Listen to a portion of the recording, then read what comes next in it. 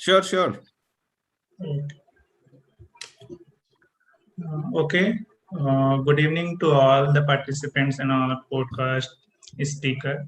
On the behalf of SYAHI team and Dr. Swatantra Kumar Dubey, extend a warm welcome to all the participants for the SYAHI podcast series 1, that is Rethinking Urban Environment.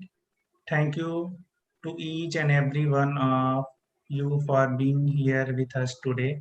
We have the total 84 registration around the 54 institute in India and other places in the world.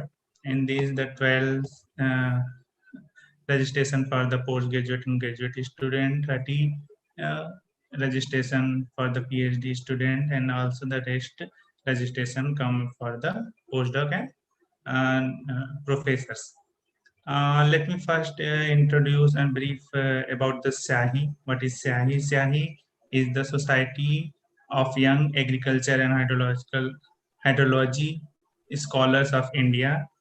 SYAHI platform has been built to collaborate, build networks, share research, and make more connected actions around the world. Once we can enjoy the membership of the SYAHI if he sees the master uh, PhD scholars and also the postdoc for all updates and the participations.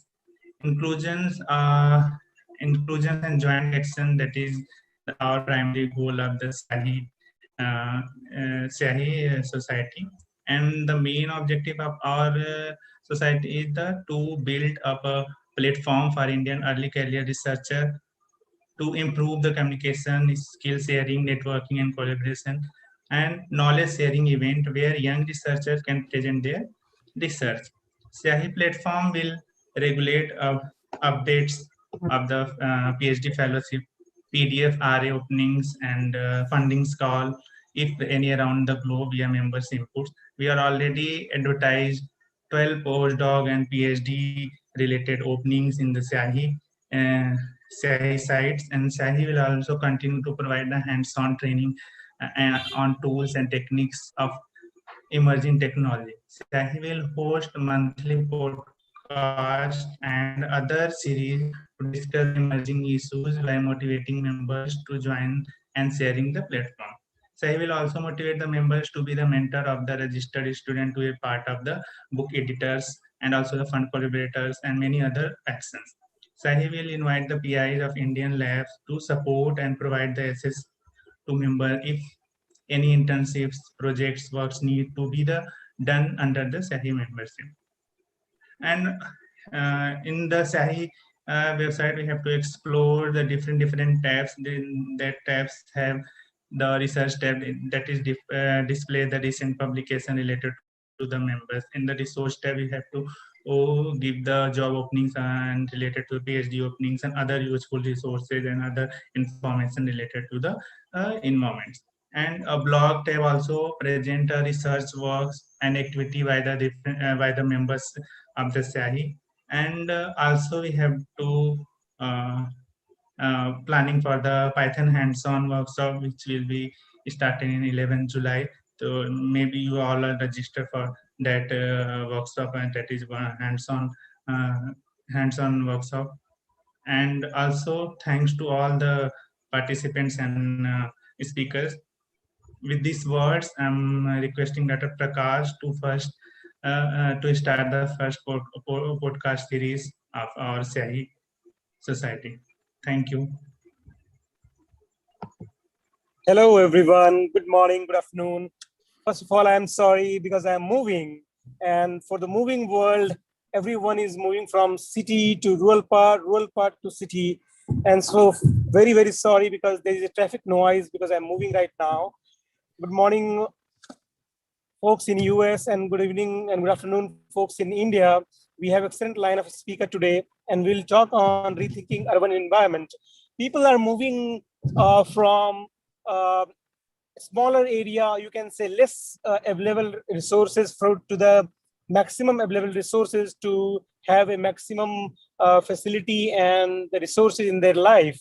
And that's how the urban area is expanding and rural area is shrinking So when we talk about a new environment for urban India, we need to talk about how we need to redesign those environments. And especially, we need to consider the different sectors, scales, and goals in those urban environment. As we all know that cities are growing bigger than their boundaries, and the resources are interconnected. And when we talk about resources, it means we are talking about the water resources, ecological services, what we are getting from the environment, and then everything is interconnected. So we need to talk about how we can redesign those environment to overcome the barrier of inequity. Inequity means how the resources are equally allocated to each and every part of the environment, that is urban environment. So we have excellent line of speaker. We have Lavlesh Sharma ji. We will talk with him. So without wasting time, I will start with questions. Then we will carry forward the podcast series. So my first question to Lavlesh Sharma ji is that um, people are excited to know about urban environment. So what do you mean by urban environment, and why we have to think about our cities? Lavlesh ji. Yeah, thank you so much, Dr. Prakash. Thank you, everyone, to give me this opportunity to learn and to share and to exchange some ideas on this topic. Coming to the question you have just raised about urban environment, so because I've been working on the urban aspect since almost 12 years now. I'm a trained architect and urban infrastructure planner, so that is my core understanding. This is what exactly, whatever little I know in this sector, and I'm working on the sector for a decade or so. So coming back to the urban environment thing, but basically there are two aspects. One aspect which is environmental, a natural environment per se, where environmentalist and the engineering part comes, the pollution part comes. And the second part is the urban environment as such in terms of the built environment. So the natural environment is getting affected. Yes, you are right. People are moving from rural to urban for n number of reasons. There are hundreds of the impacts which are in urban area receive when in migration happen. And then by virtue of the development pattern, the realm of development, get the city developed in terms of its built environment also. So a lot of buildings are coming, a lot of flyovers are coming, and they are coming on the land which was initially a rural or forest land. So in the realm of this development, what happens? Lot many people comes to the city, and city experience the pressure, and to mitigate that pressure, lot of infrastructure development happens, which actually is not a very sustainable development. May it be a flyover, may it be a metro. Taking an example of metro, when metro line came to Delhi, the primary aspect of the metro rail project per se, if I'll share this experience, was that let's reduce the number of cars on the road. So lot many congestions used to happen. Still it does happen, but the primary idea was to shift Delhi people from the private mode of transit to the public mode of transit. So the web of metro rail is there in the country, or the capital city of India. And when it started 14-15 years back, this was the idea. Now we are sitting in 2020 and nothing has changed on the road. So roads are still packed. Metro system is there, and when metro has come up, EIA, the environmental impact assessment, was initially it was that n number of cars will get reduced once metro will be there. So many cars will be reduced, so much of backpipe emission will be reduced. Hence, environment probably would get lesser impacted. On the contrary, metro rail system itself is so energy consuming. It runs on the so much energy. Vertical transit happen. You have so many lifts going up and down, and the whole metro network itself is fully air conditioned. So environmental impact it was tried to combat upon, it is not actually getting it reduced. Number one. Number two, in case of Delhi, the metro lines, in most of the cases, they are underground, and their hydrological aspect come. So there was a hydrology, natural hydrology, underwater systems which were natural systems since ever. And when this metro system came, this cuboid of concrete came, all of a sudden underground, it completely disturbed the hydrology of the city. So now we see more urban flooding, more flash flooding, because that Nala underground, which was taking care of this internal drain, is disturbed. So this is what I understand, that urban environment in terms of the environment, natural environment, and the built environment get disturbed when this sort of uncontrolled in migration happens. And Prakash ji, you are right, because of n number of reasons. One of them is the employment. People rush toward the city centers. Hence is the case of Delhi. People across India, across world, come to capital city because it has an airport, it has more of the companies, and so forth. So this is how an urban environment get hampered by virtue of this sort of in migration. Yeah. Excellent point, Lavleshji. I think, yeah, people are talking about how to move to another city for better resources, and hence urban population continue to increase and cities are growing denser and denser. And if you talk to mega cities, you can see millions of inhabitants in the mega cities now. So cities are under huge pressure on in terms of population as well as the climate change as well. So what's your thoughts on the urban development plans are linked to climate change, and how we can work on the adaptation and mitigation measures when we talk on the climate change? Yeah, so Dr. Prakash, there are two aspects to it. I mean, one is the remedy, that the cure, and one is how to actually reduce the problem part itself.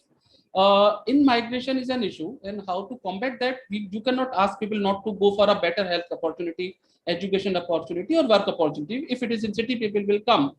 So this reminds me the aspect of PURA by Dr. APJ Abdul Kalam in his book India 2020, and he very strongly suggested. I don't know, we could not pick, the Indian urban planning system could not pick up much on that, but a provision of urban amenities in rural areas, PURA. If you provide the amenities then and there or near to the village, probably people will not end up coming to the city. And in the realm of coming to cities, that I might start earning better, but once they end up reaching to the city, paying capacity and the cost of living of the city does not match.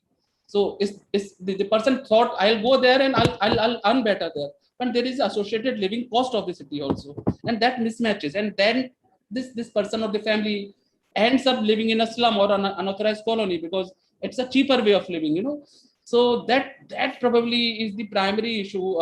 The people from rural areas or the suburbs cannot exactly examine what would be the disparity if you move from that particular place to the city. Secondly, what I suggest, I'll come to the climate aspect later, but what I suggest, in terms of the city planning itself, at times what happens, we keep on developing resources across or around the city itself.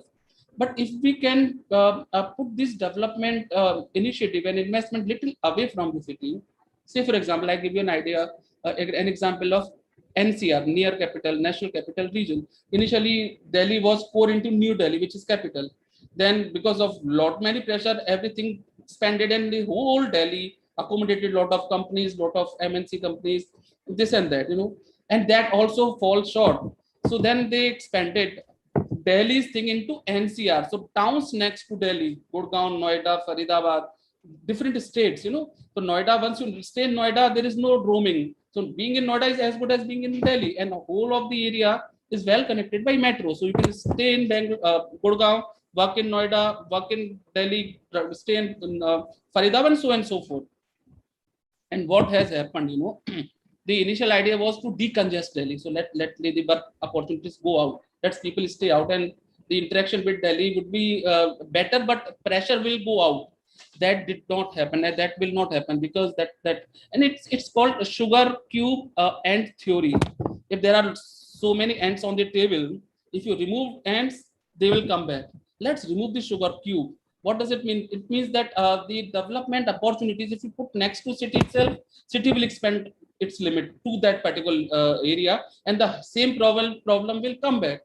If you put this development magnet 100 kilometers away, now government has started. So once you put Google office or Infosys office, in spite of in Gurgaon or Noida, if you put it in Agra, which is 200 kilometers away from Delhi, and there's a beautiful expressway where we can travel this stretch in an hour or so. And within the NCR, if I go from Noida to Gurgaon, it takes more than that time more than that.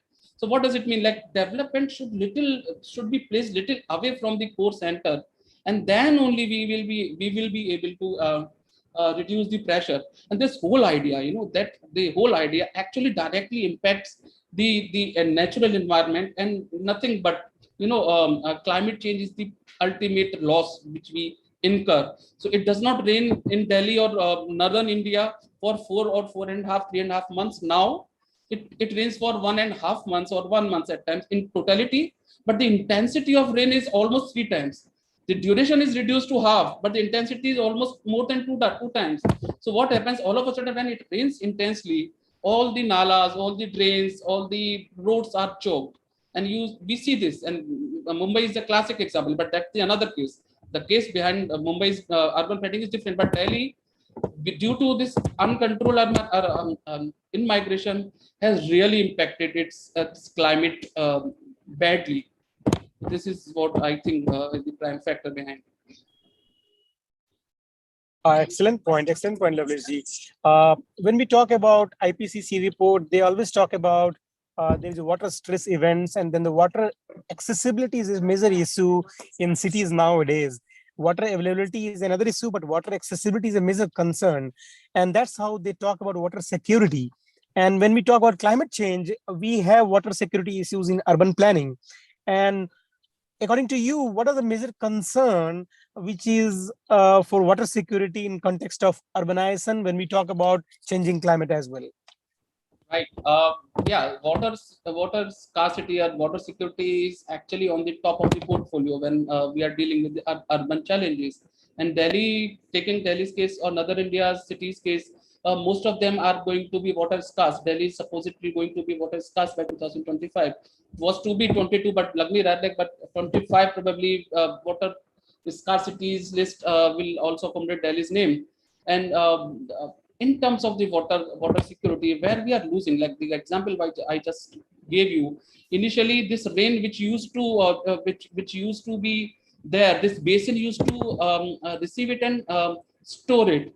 Now when it happens very intense rainfall density, it goes out, it drains out of the city. Say for example Delhi, initially it used to conceive some more water to its water table, but now because the intensity is too high, it comes out, it goes out to Yamuna, and Yamuna eventually takes the water out of the city, which city would have actually absorbed or restored, which would have been a good opportunity in terms of its recharge opportunities.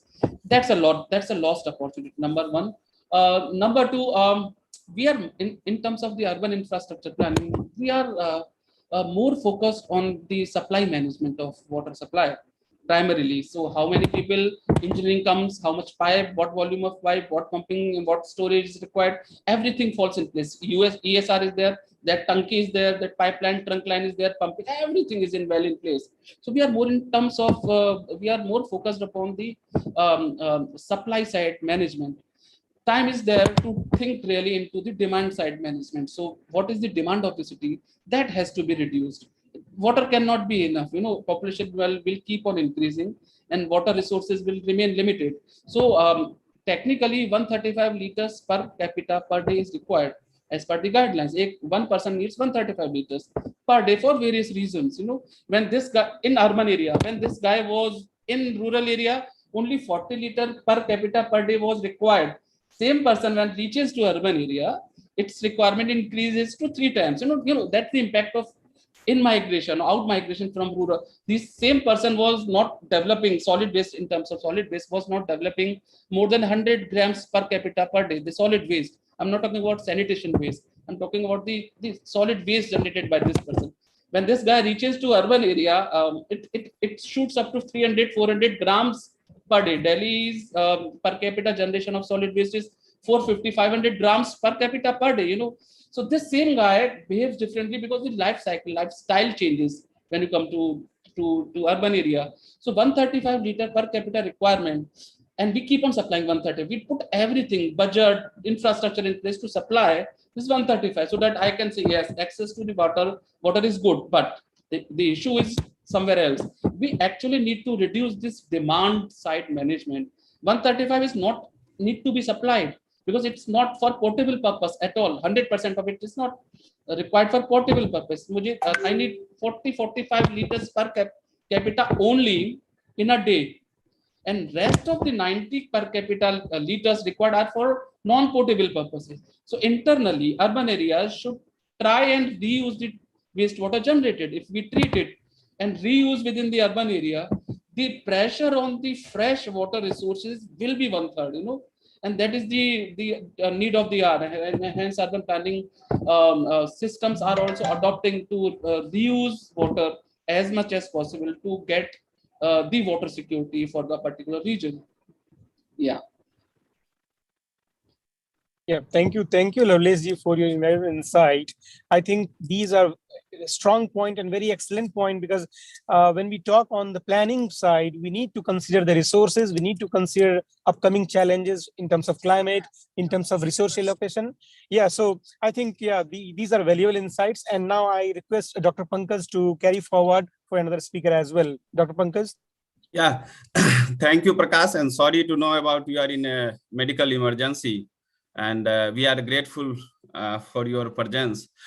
Let me first introduce, all participants. Initially, I think Prakash in a moving in a journey, he forget to introduce architect Lovelace Sharma. He is a man behind this Delhi Master Plan 2041, and he's working at National Institutes of Urban Affairs institutes under the Ministry of Urban Affairs, Government of India, and based in New Delhi. And we are a good friend, and he's like a urban planner and with the great experience. We have another we have another panelist to discuss from Central Pollution Control Board, New Delhi. He is based in currently he is based in West Bengal, and Mr. Chandra. And Prakash joined us from Kansas State University, United States, and I'm from University of Waterloo, Canada.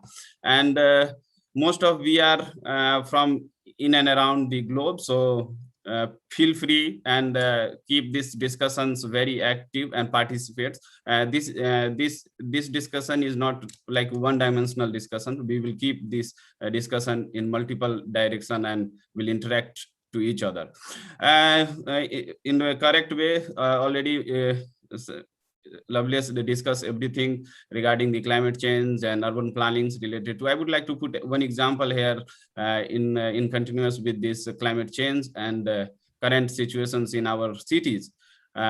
See, the economical losses are also important, and our forecastings of economical loss are too high.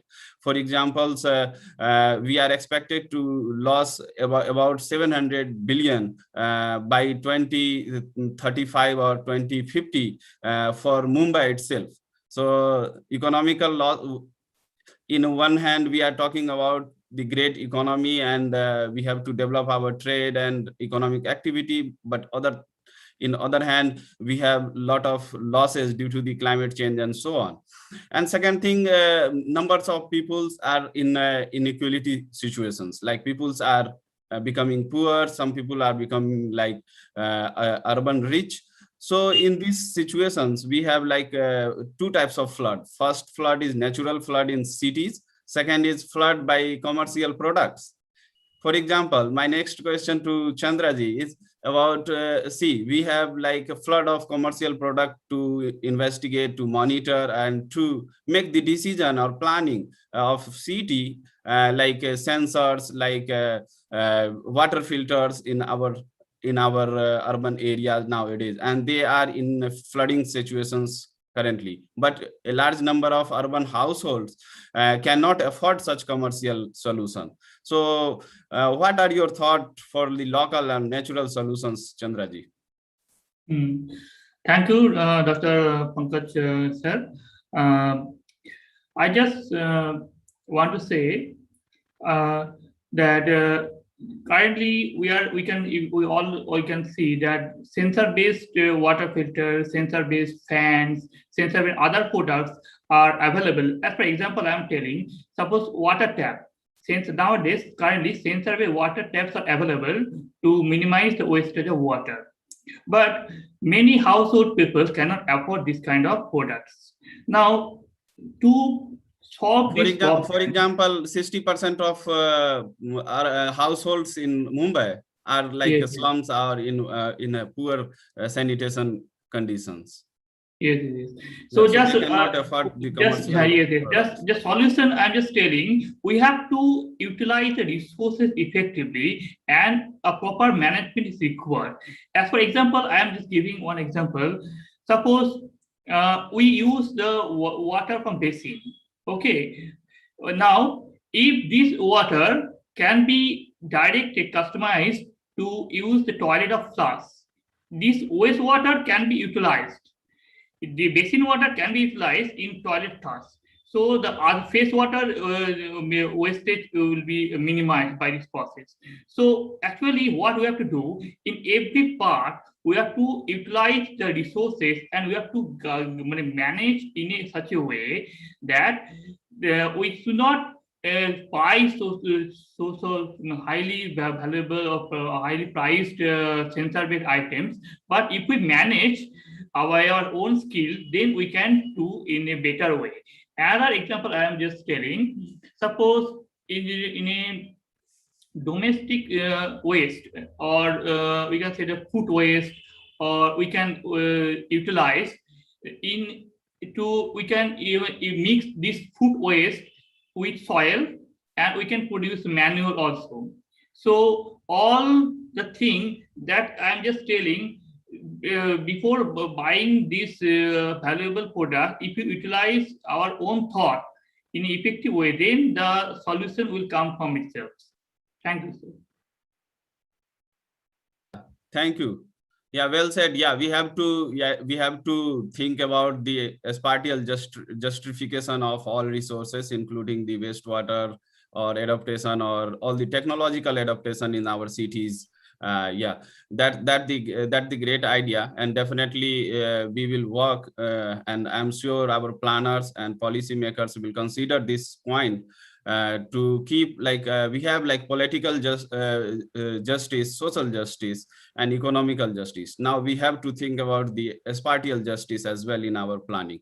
So yeah, thank you for your word. And now I would like to ask one question to Lovelace. Yeah, so I see a lot of effort gap. Really, when I talk about the urban planning and urban city, smart city, whatever the key terms, effort gap is very high. So I believe, and it is true, higher the effort gap, higher will be the effort required in the future. For example, if we are not thinking about urban flooding, either it is natural or commercial, in future we have to pay a lot. And now every day technologically advancement force us to keep our other product or previous product in our garbage. So what do you think about the Delhi Master Plan 2041 and other master plan and urban planning, and how we have to improve this effort gap? Yeah, it's a very valid and very excellent point, Pankaj, you raised. I mean, the gap is there, and that is only going to widen if we don't either reduce the demand or we don't increase the supply. So, in terms of the urban planning, taking a classic case of Delhi, there was a lot of housing and the housing unit and the shelters and accommodations were planned to be built in Delhi, particular case. And there is a technical term in architecture and planning science called FAR. I think you guys must be aware of, floor area ratio. So on a given plot, how much high or how much tall building you can make, that is depicted by the FAR. So if FAR is X, you can go for 5 floors. Say for example, if it is 2X, then you can go 10 floors. If it is reduced to 1/3, the number of floors you can make would get reduced. So a lot of migration was happening. Still there is a lot of there's a big gap in terms of the housing supply as far as that is concerned. For newly developed area, the FAR was 4 proposed initially in the previous plan. The FAR to be built was 4. And I'm happy to share that in terms of the water demand, we were water short. Currently, we were 300 mgd water short. In the future projections, when we projected the population of Delhi in the same manner, if business as usual goes further, the population in 2041 probably would cross 3.5 crores even. So water gap probably would have widened further because we didn't have any additional source of water for Delhi. Because of less water, because of unavailability of water to serve that population in 2041, master plan has taken a decision to reduce the FAR from 4 to 2. And it's a big decision. I mean, the extent of development pattern probably in terms of the housing units will reduce to half. That means half of the population which was projected will not be there to be accommodated in the Delhi's houses. So water demand probably would go further down. So yes, I agree, the gap which is currently there. So either you reduce the demand. So what we tried, we have reduced the FAR and we have reduced expected demand by 2041. And we would probably sustain with the kind of water availability as of now. 900 mgd water is required by Delhi in current times. And by 2041, 1400 million gallons per day would be supplied to Delhi. And this supply mix will incorporate almost 60% of the wastewater treated will feed into the system. So that reduction in the FAR value will really help us to reduce the demand supply gap, and hence probably we'll be able to meet these future needs of Delhi as a city. Yeah, even I definitely I would like to recommend the planners and policymakers to have the effort gap assessment. Yeah, like we have environmental impact assessment and other impact assessment. We have to think about effort gap assessment for the water, food, social or energy security for cities. So definitely. Now I would like to hand over before we go ahead. Yeah. Dr. Prakash, what do you think about Dr. Pankaj? What do you think about pollution, especially in urban planning and urban management, when we talk about urban redesigning? Yeah, thank you, Prakash, for this question. See, our urban environment or even our rural environments are continued to be affected by multiple pollutants. Pollutants are either physical, like salts or seawater intrusion in coastal areas, chemicals like oil spills are very common, and biological pathogens nowadays in news, and like social as well, like crimes, like economical, like cyber attacks for in case of our urban environment.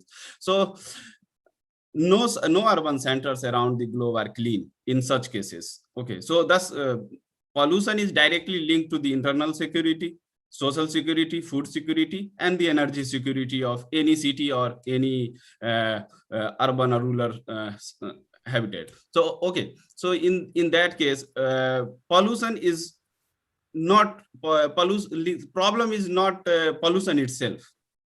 Our approach to deal with the pollution is also a problem for urban area. So my thought is like if we have pollution linked with the development activity, sometimes it's okay to have because we have development activity parallelly, but approach to deal with the pollution is a big problem for us, even for urban planner or policymakers. Fortunately, one of the aim of scientific research is to improve the treatability or remediation or restoration efforts, as pollution cannot always be prevented at source. But in case of city scale implementation, we are lacking pollution centric targets, goals, policies, implementations, activities, actions, and thus overall approach. Okay, so pollution watcher generally engage to highlight the discussion for development versus pollution, but it would be great if we discuss the pollution versus restoration. For example, we have development and pollution, then we have pollution and the level of restoration or our effort to restore the system. And restoration is doable. That's not like a rocket science like that. So only we have to we have to think about, I'm suggesting 5 points here, but there are many. Okay, so improve our design, planning, approach, and monitoring. Okay, pollution and water. If you see the pollution and water stress city, it's represent about 4.8 trillion economical activity around the globe. So low cost design or approach not only to economical activity, but also to save like other cost, like health cost, like waste, that is the water and water, sanitation and hygiene cost, are directly related to pollutions. So we have to think about our design again. Second point is local. I'm repeating again, local, low cost solutions. We have to capture our barriers and uncertainties. See, there was a wild spill in Assam back to previous year, and there was a flood as well within a day. So we have to think about the uncertainty as well. See, if a city select a treatment facility, like a physical treatment facility of any polluted sites, it will cost like a $1,500 for per ton of soil. But if you select like biological treatment or a local solutions, it will cost only $10 to $15. So the gap in cost is so high. So we have to take decision, or we have to improve our system accordingly. Third point is inclusion. Generally, in our discussion, sustainability is in center, but without inclusion, one cannot afford sustainability. So inclusion, not only at the policy level, but also at local level. See our the EIA notification, or coastal regulation zone notifications. Nothing is listed to motivate the pollution action plan, or to keep the pollution in center of the environmental management plan. Our municipality is now thinking to develop the pollution action plan, are yet to implement. So we have to immediately place the pollution either in our constitutional subject list, or in center of our policy, or in the development action plans. The fourth point is participation is important. See, the 1.5 billion are in informal settlements, more than half are in mega cities. More participations now needed, and to avoid the future pollution or zero load conditions, or for safe drinking water production. Okay, I would like to just quote one data here. If we will improve the female labor participation rate by 10%, it will add around 500 billion to economy, our country's economy, Indian economy.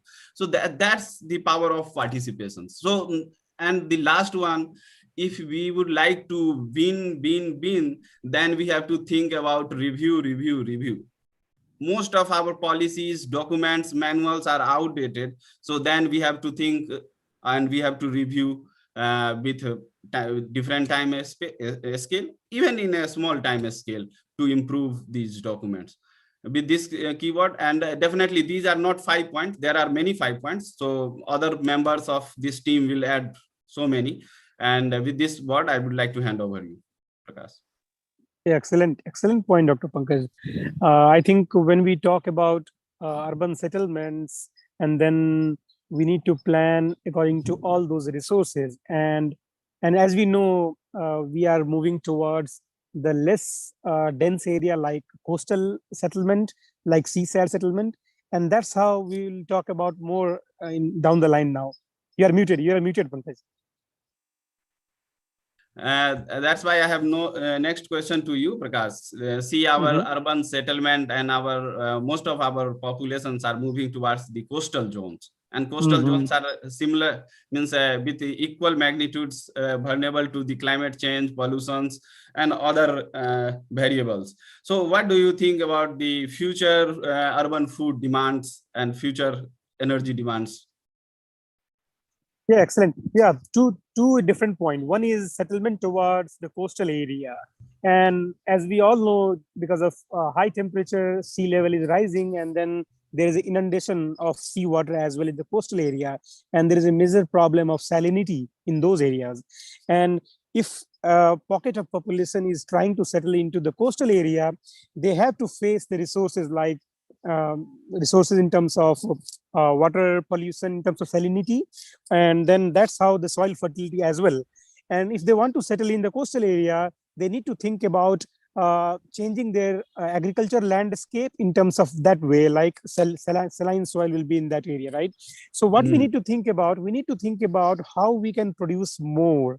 Produce more means that will be sustainable in terms of ecology, economy, as well as the productivity of agro ecosystem. So we have a huge pressure regarding over increasing population, and then we need to have accessibility and equity in food system as well. So there is a huge pressure on food system. Once we talk about the settlement on the coastal zone area, we need to think about changing agriculture landscape. Changing agriculture landscape means we need to change our cropping system which suits to saline condition. And if we talk about this complete urban settlement, then we think of the urban landscaping like vegetable gardening on the roof, and that's how we need to provide year-round facility to the city dwellers as well as the people inhabitant of that city. So my point is that once we talk about settlement to different ecosystems, different kind of you can say environment, we need to change, we need to think the change of landscape as well. So landscape in terms of the cropping system, landscape in terms of what is called the water supply, means irrigation system, and then we need to think on suitability of vegetation in that area as well. So yeah, to meet the demand of growing population, we need to have a food system which can maintain the supply and demand equation of the food, and that's how roof gardening is another option for urban settlement. And for the coastal side, we need to think on the saline tolerant cultivar of different crops, which can be very very very remunerative for farmers or growers in the cities of that area. Absolutely correct. Well said. So now I'm going to open the session for all participants. Abhimanyu Sharma, who is our friend from and PDF from Israel, would like to interact with us. Abhimanyu, are you available?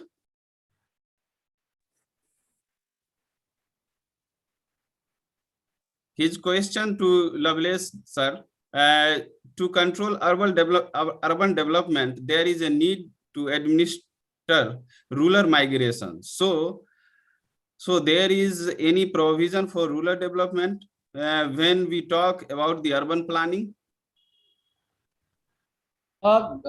Yeah, there are many. There are many.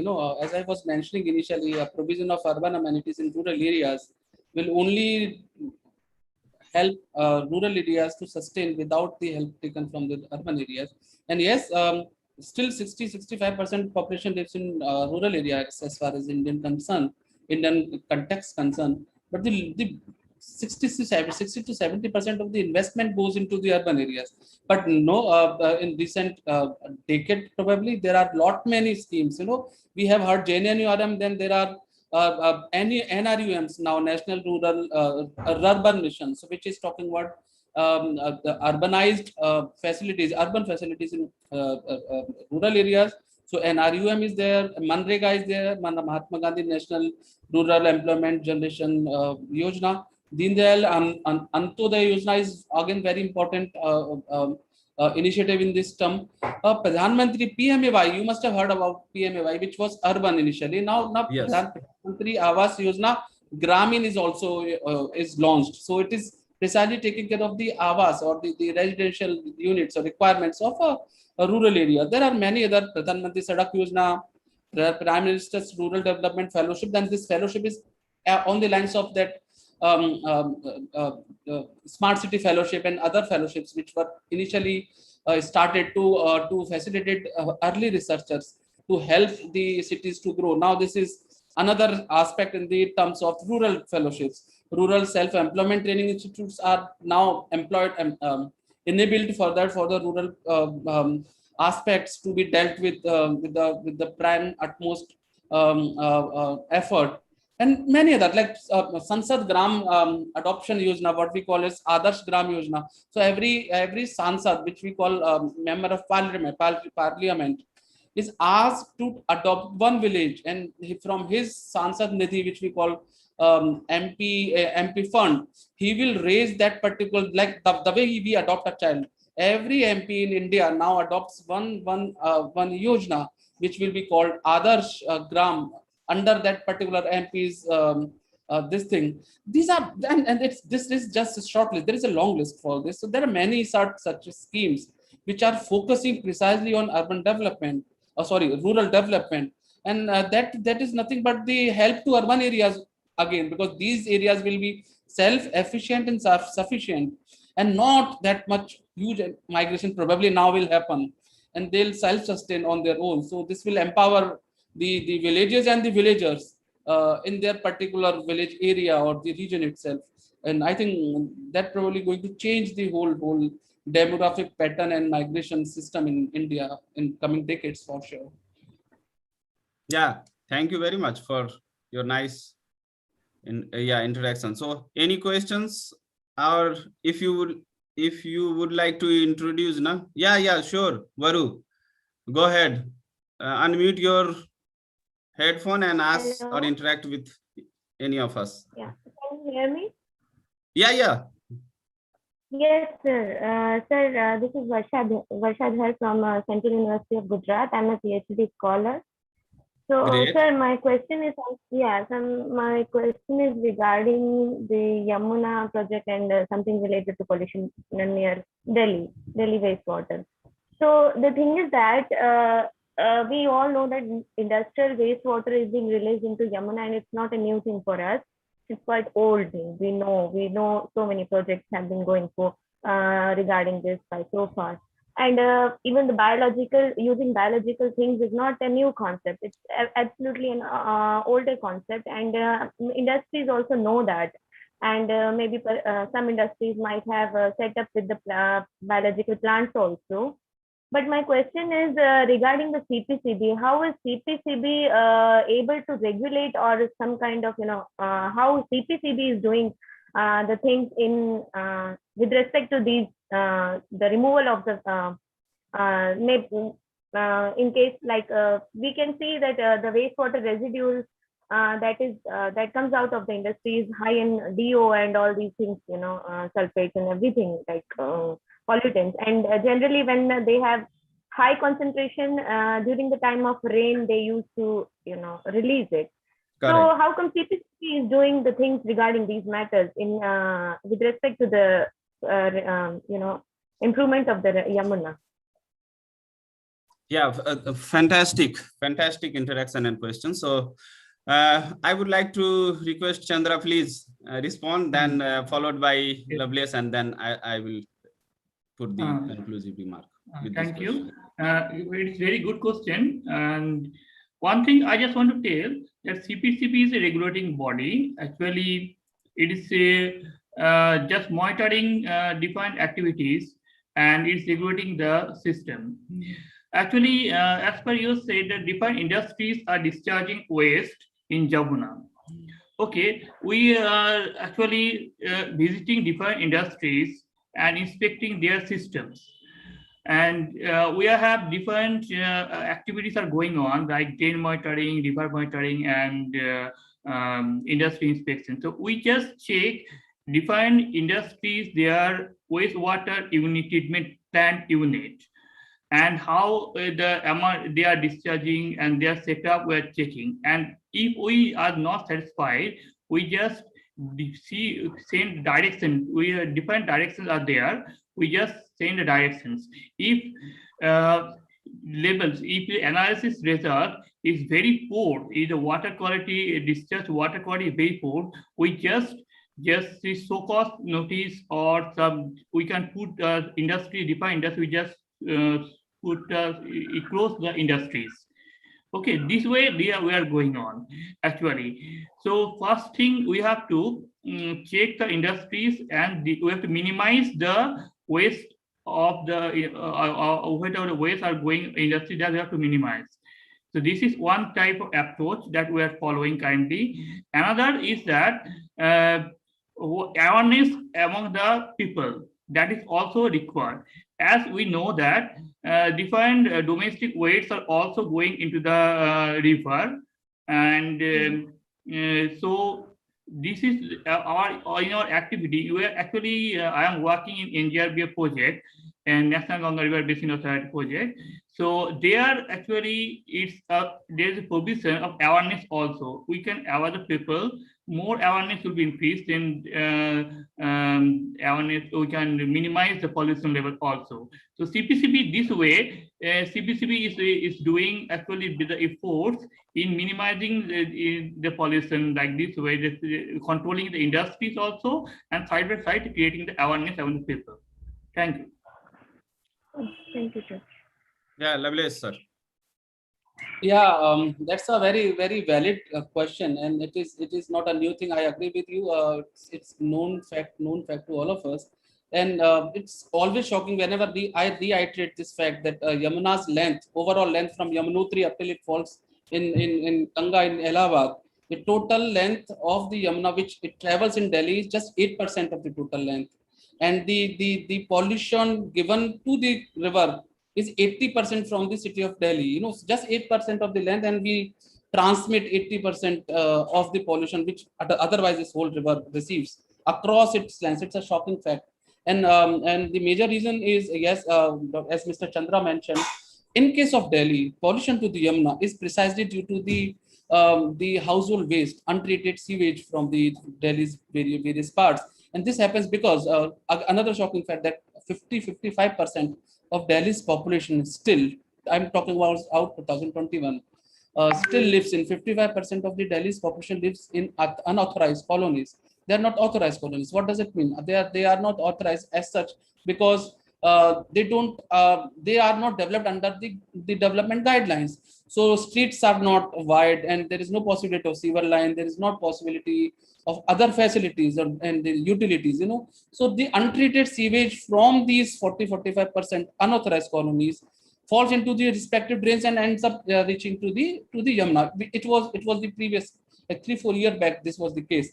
Now, yes, like in case of Delhi, it is not DPCC, it's DPCB. So for UTs, it's boards, Delhi Pollution Control Board. It is DPCB, DPCC. It's committee, DPCC, Delhi Pollution Control Committee. So DPCC has also taken various measures. But on contrary, NGT, National Green Tribunal, has been the one of the kind organization, or one of the most strict organization, which has actually helped Delhi in terms of getting the wrong practices avoided, maybe the practices or the development in the floodplain of Yamuna, dumping of solid waste in the floodplain of Yamuna, the quarries which were used for mining now were filled by the solid waste again, and it was going back to the water was going back to the Yamuna. Many other such things. So that has been stopped by virtue of NGT's intervention. Also, Delhi Jal Board has created a parallel system of intercepted drains, which what happens, which is treating all the drains irrespective of the quality of waste.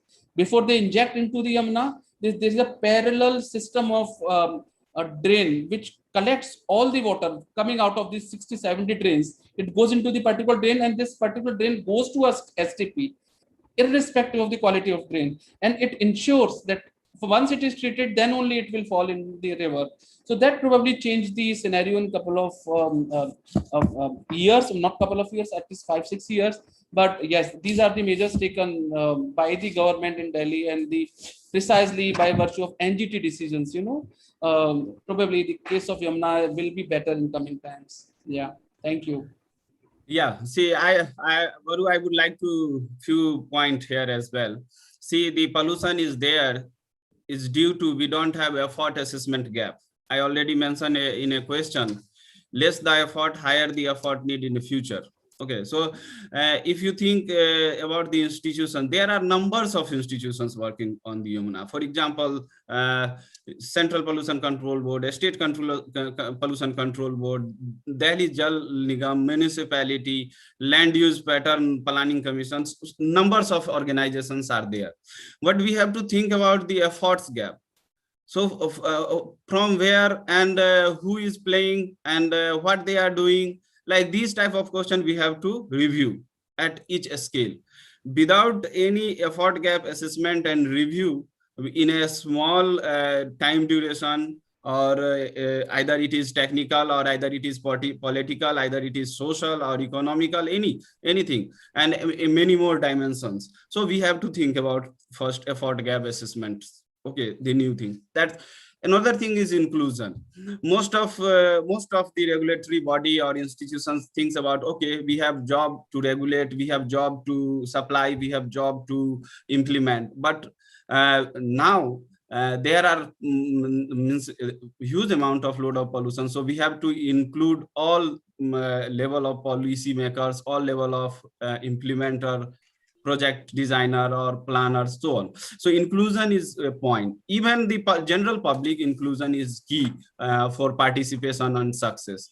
So with this word, I hope if you have any questions, so you may again ask us, or yeah, we will move for other. No, sir. Thank you. I agree with your 2 points. Yeah, that's definitely you're saying it right.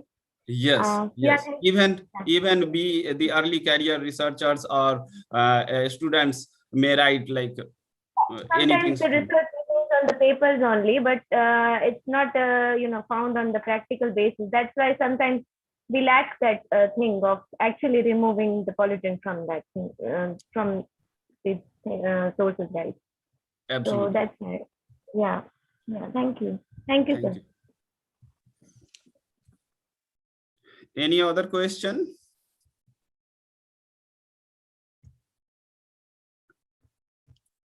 Yeah, Lovelace, I think yeah, we have to conclude the session with your experience and the final keyword, key remark.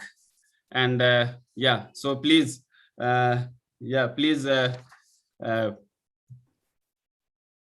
Yeah, thank you. Yeah, please, please explain about in more detail about the urban planning and related issues. Thank you. Yeah, Pankaj, this is as I initially mentioned, this is very timely effort. Even this group and the kind of queries raised and the points where we are putting each other's information and experiences together. It's really very timely effort. And then yes, urban and rural are to be taken care of in a single effort. Initially, since last 30-40 years, we have been putting a lot of time, money, and energy in the urban development. Even the ministry's name is Ministry of Housing and Urban Development. Though rural development ministry is separate, but the funding available with that ministry is very, very less as compared to the urban systems. It's time to understand that agriculture and the rural areas, without these two things, we cannot sustain at all.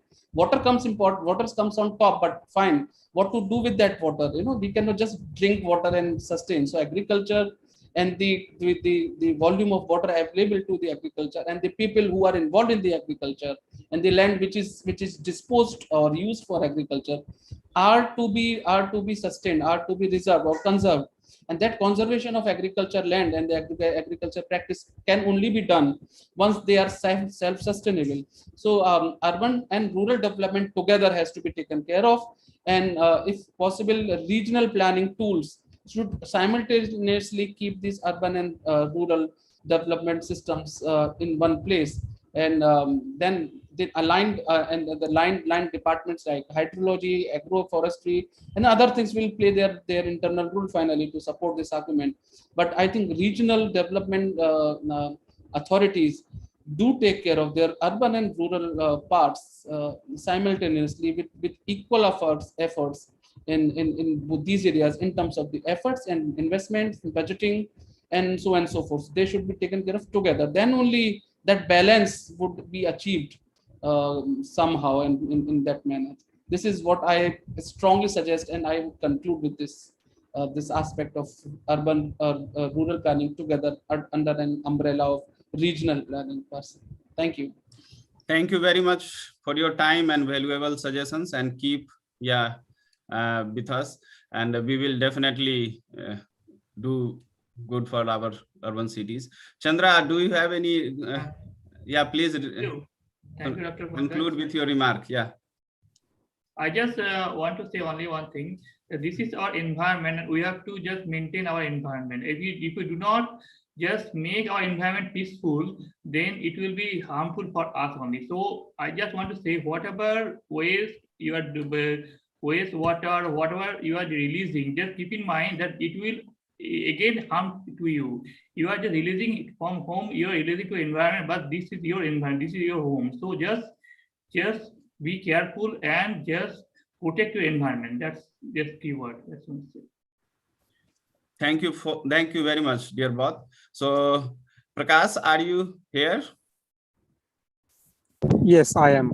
Yes, great. So we have to conclude the session with the closing remark, and I'm happy that there is we are very happy that there is a great discussion on the urban environment, climate change, linked with the food security, energy security, water security, as well as we have to think about the local solution. Inclusion is key with the sustainability, and then the urban and the rural migrations related issues, and food and demands issues. So I think we have to conclude the session with this announcement. So please go ahead. Excellent. I am excited to learn a lot of things from excellent speakers, and I'm also excited to know about the engagement from different audiences from across the globe. And then we have different workshop planned in down the line in a couple of weeks.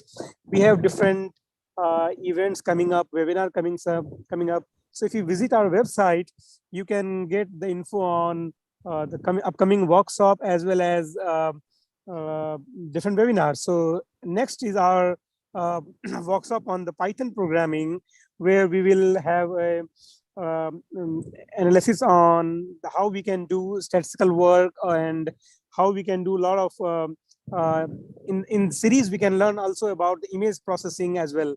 So please stay tuned to our website, and then we can get a lot of updates on the website, and we will have excellent speakers in the podcast series as well. So this is the series 1, and this is just a beginning. And then I think we will have a lot of excellent speakers, experts. Please, Pankaj, if I'm missing anything, please join me in adding it if I'm missing anything. Yeah. No. Yeah. So correct. These are the updates, and then stay tuned into our website and stay connected. And we are trying to make a network where we will have scholars and experts who can think of and who can work on developing something new and something innovative for ecology, hydrology, and agriculture as well. So that's how our society is. And it's my utmost request to everyone, please do visit our website, and then you will find a lot of exciting resources where we will have updates on the PhD positions across the globe, master's positions, postdoc positions, even sometime you will get faculty positions. We have website on Twitter, we have website upcoming on the LinkedIn, and the website on Facebook. You can get all those updates on the social media as well. So please stay connected, stay in touch. We will develop a huge network. This is just the beginning. Thank you. Yes. Thank you, and see you again all. Mm-hmm. Thank you, Latesh sir.